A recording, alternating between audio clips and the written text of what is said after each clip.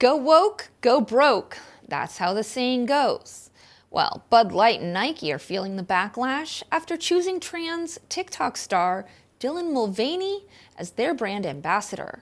Mulvaney was reportedly paid tens of thousands of dollars as a further slap in the face to real women athletes.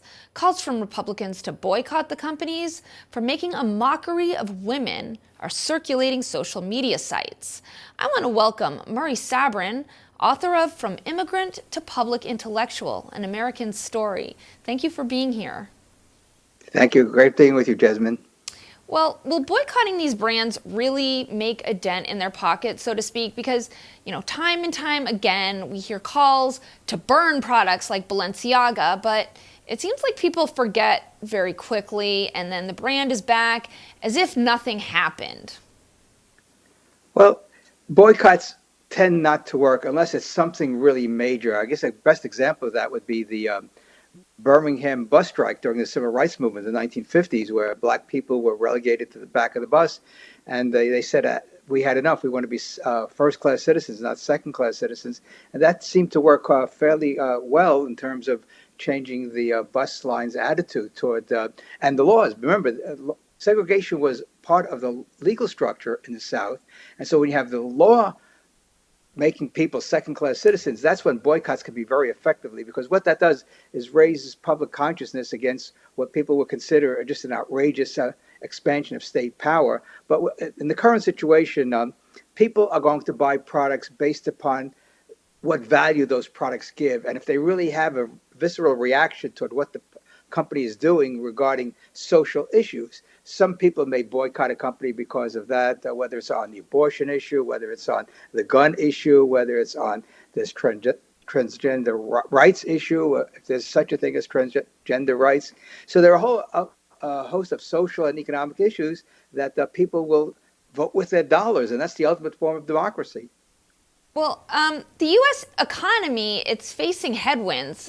So boycotting companies like Bud Light and Nike, hoping that they go broke because of their, brand ambassadors, isn't this going to cause layoffs for the working man, the people in the factories, the hardworking Americans will be affected? Well, as economists like to say, everything is done at the margin. I mean, it would take a lot of boycotting to affect these companies' bottom line and their employment situation, because most people are not really interested in boycotting companies. I mean, it gets a lot of press initially.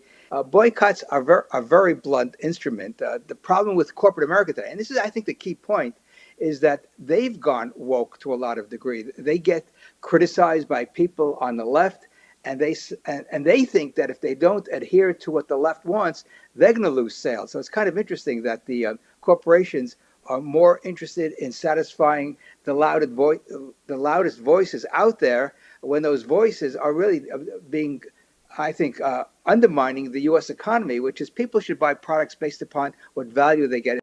So the brands, they want to show that they're tolerant and accepting, but it seems like they're just throwing money at the activists of the day to represent them.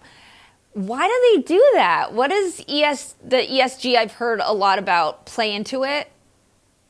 Well, the thing is, the media give these folks a lot of coverage. So when you are a CEO of a company and you get this bad press in the mainstream media, they don't like that. It's a simple human nature. I mean, CEOs don't like to be criticized, especially by activists who may go to their office and do a sit-in, or may have demonstrations in front of corporate headquarters. We saw what happened with Justice Kavanaugh after Roe versus Wade. People were marching in front of their house in violation of federal law that you cannot intimidate a justice. So again, human beings run corporations. They're not run by robots, and people have to make a decision whether it's worth it to adhere to what these activists say, or they go ahead and say, listen, we are in the business to satisfy people's needs with products and services. If you like our products and services, buy them. If you don't buy them. But we're not going to be involved in political action. That's what we as individuals do, and not as a corporation.